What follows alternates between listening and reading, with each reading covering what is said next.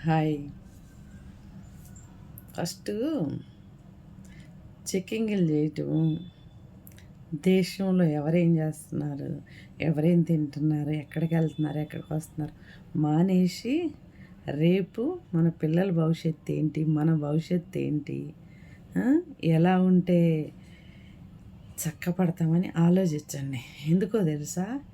ఈ చుట్టుపక్కల దేశంలో జరిగేవన్నీ చూసుకుంటా ఉంటే టైం అంతా అందులోనే గడిచిపోతుంది. ఇంకా మీరెప్పుడు బాగుపడతారు? ఏం చేయకుండా కూర్చున్న దగ్గరే ఉండి అంతా ఎసారించి నలుగురికి నాలుగు మాటలు ఎత్తేసి ఎంక్వైరీలు చేయంగానే కోటీశ్వరులు అవుతారంటే ఒక్క మనిషి కూడా దేశంలో ఇంతవరకు పనిచేసేవాళ్ళు కాదు.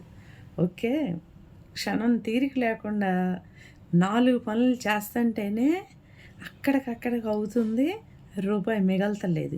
మీరు ఏం చేయకుండా